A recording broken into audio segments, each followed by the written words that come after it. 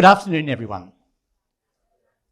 How are you feeling after lunch? I've got we have the postprandial sleeping time.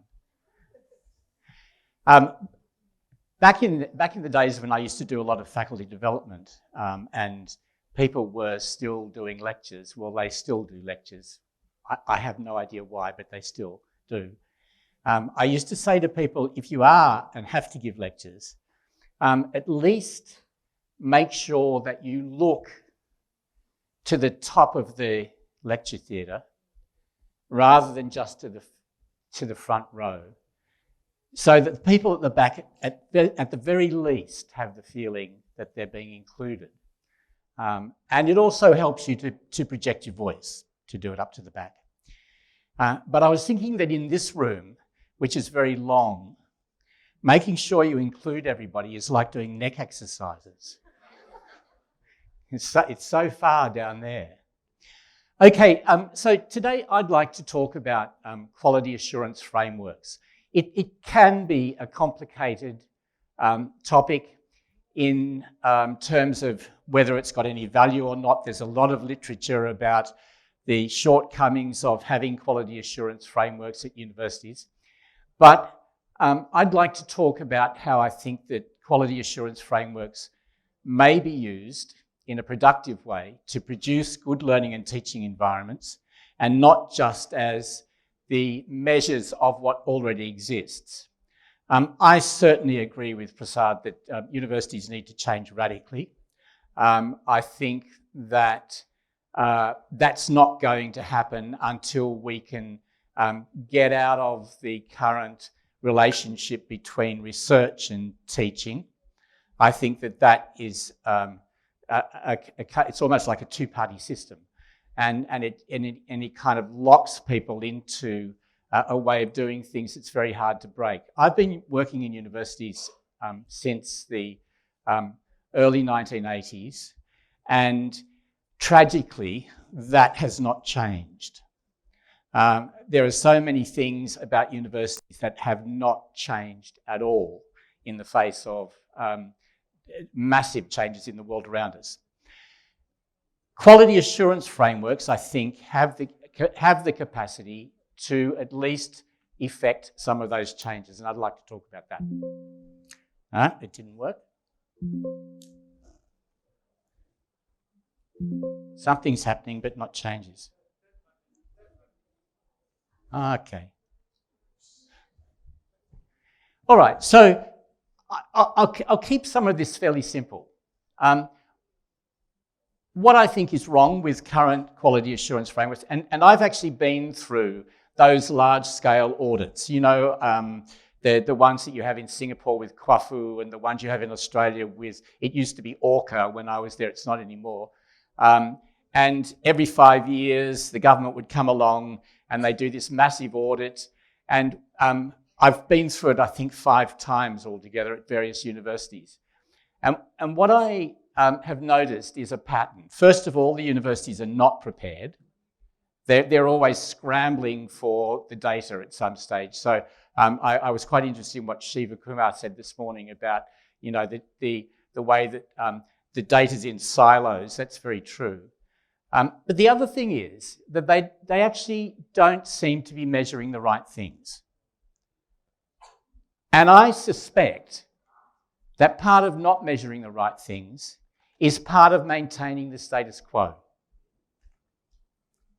So that if you were really measuring teaching and learning quality, or if you were really learning, or let's expand that to say, if you were really measuring the quality of the educational environment, you would do it in a different way. So what I've noticed is that a lot of what is taken to be quality assurance measures actually are directed to university administration.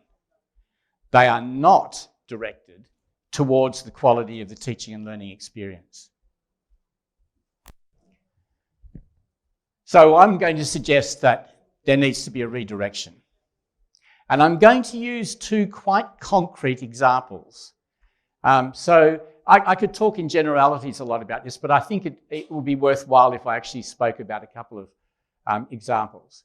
So I'm suggesting that the quality assurance measures and processes should derive from things that are conducing to a better learning experience for students, and also that it should be productive of meaningful change rather than just a measure of the status quo.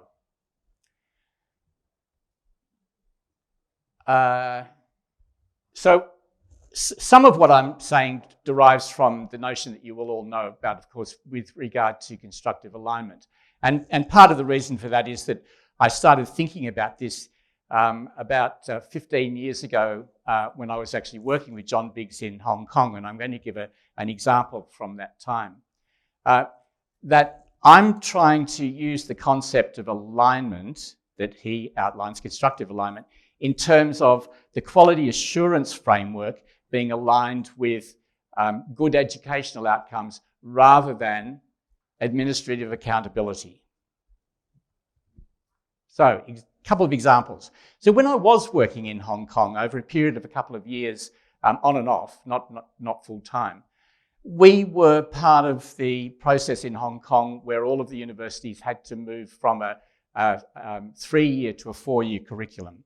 And part of that was to rewrite the curriculum so that there was a course outline to be used by students that described not only the learning outcomes, but also fully all of the assessment and the kind of assessment criteria and all of those kinds of things. So they had a working document. In other words, a meaningful course outline. Now, since that time, I've actually done a couple of focus groups with students because faculty will say students don't use the course outline. Well, what the students tell me is, yes, they do. They just don't read it all at once.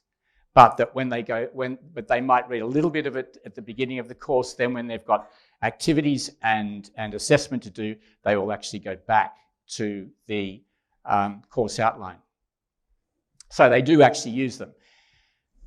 The problem here was that when we started getting the course outlines from the various schools, we realized there was something wrong. They didn't read right. They had they just didn't feel as if they were working. It was as if they were being formulaic and so on. And then, okay, so I'm originally an academic from English literature, so I look at language. And one of the things that I noticed was that all of the course outlines were being addressed not to the students directly. They were all in the third person. Now, you all know as writers that who you think your audience is, your readership is, actually makes a difference to how you think about what you're saying. It changes it significantly. If you are writing to admin, as they were, and regarding the students in the third person, then they're actually formulating the learning outcomes and the criteria and so on in a different way from if they were writing it directly to students. So they would say things like, by the end of this course, students should be able to. Now, if you're a student reading that, you think, oh, that's a little bit distant from me. That's not actually quite me, right? So my feeling is that this was entirely for the satisfaction of admin who wanted to know that every course had course outlines. They could then tick the box and they could report to the external agency, whose name I've forgotten now. There was an external agency. And they could say, we've got all of the learning outcomes. But they're actually useless for students. They're badly written. They're not formulated for students to engage in them in any kind of way. And in the heads of the people writing them, they're not actually writing them for students. So they're not thinking of the students when they write them. They're thinking of satisfying the admin conditions. Okay, this might seem like a small point to you, but actually I think it's pretty important because it says something about what the people who are writing the course outlines are actually thinking and why they think they're doing it. And I've seen it time and time again with the same thing at different universities. Kwafu said to NTU when they looked at their learning outcomes and course outlines, they said, is this a tick the box exercise? And actually it was. It was a tick the box exercise. Nothing to do with quality assurance, in my view. Okay, so what we did then was to completely reformulate the way that the learning outcomes would be written and the course outlines and so on, that they would be written directly to students to make a difference. And indeed, it made a difference to the way that people wrote them. So now the course outlines are directed towards students. They're directly addressed to students, and therefore they're more of an indicator of quality than if they were going straight to admin. The second one, and I'm sure many of you will recognise this, is about those student evaluations of teaching that you do at the end of every module. I say this, to some degree I feel a little bit hypocritical talking about this because I've designed these forms for 3 different universities. I now think, and I'll be honest about it, I think they should be scrapped. But I can see that there might be a place for them if they're dealt with differently. I hope I can explain that.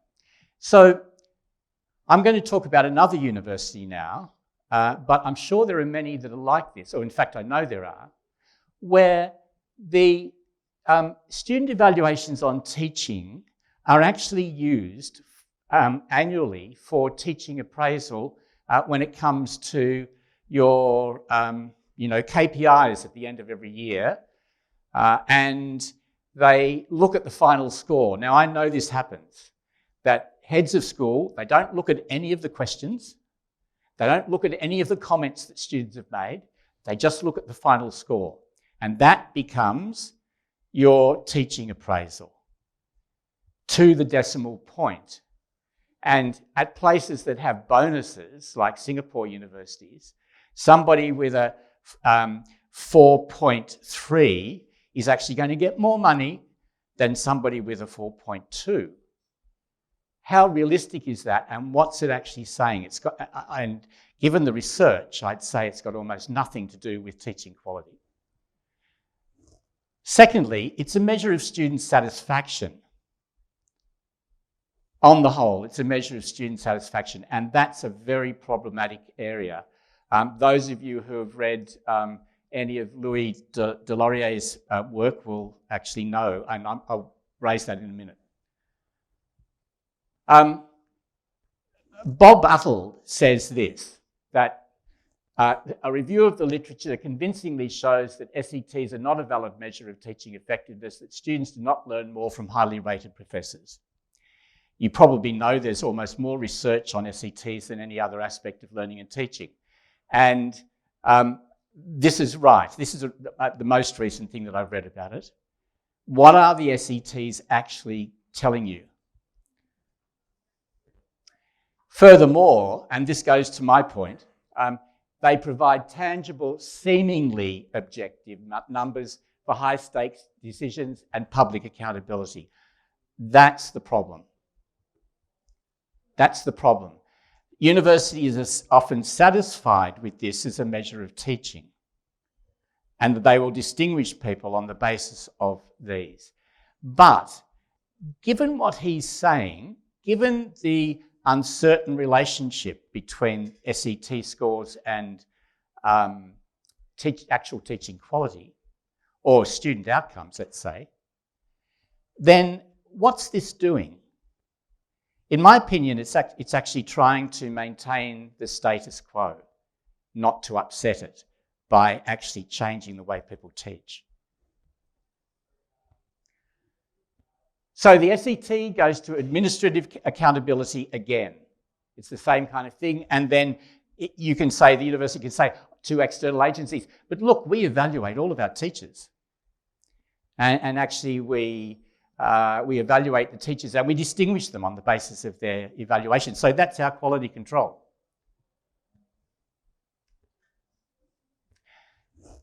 There are a few things that I would say this about, but this article by Louis Deslauriers, Measuring Actual Learning versus Feeling of Learning in Response to Being Actively Engaged in the Classroom. How many people have read this? Anyone? Okay. I'm going to tell you this one thing, and if you pick this up, it's the best thing I can tell you. That's absolutely essential reading for anybody at a university. Absolutely essential reading. And as is the work that he did prior to this. Really important. What he's saying here, after experimentation, he's a physicist. It's a careful experiment. He's done a number of careful experiments. What he's shown, time and time again, is that students who learn from a very experienced lecturer in a lecture class, compared with those who are taught by PhD students in group work in a classroom, do worse in the assessment. But the students who have the lecturer before they're tested rate their level of learning much higher than those who have done the group work. Yep. Yep. So can I actually recommend that you read this? It really is a way of thinking in a new way about higher education. So I'm going to finish off fairly quickly with this idea about developing a quality assurance framework based on something that is real about education and not what I think are fake measures. I think a lot of the measures that people use are fake measures because they don't actually advance teaching and learning. Quality assurance should be able to dynamically advance and change teaching and learning, informed by research. I'm sure a lot of you know John Hattie's book, and one of the most significant things that he says in here is, and this is, of course, on the basis of 800 meta-studies and therefore thousands of individual studies, that one of the biggest outcomes here is that the biggest effects on student learning occur when teachers become learners of their own teaching and students become their own teachers. Both of those parts, of course, are important. The second part could take up a whole other talk. But the first one is what I'm concerned with here.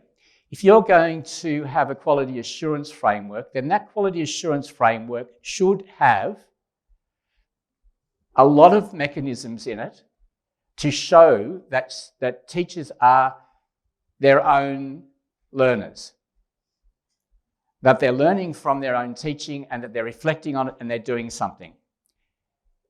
There are plenty of studies to show that the teachers who get the best results from students are those who think about their own teaching and change it as they're going along. So a quality assurance framework, rather than measuring the SFT, the SET, should actually ask,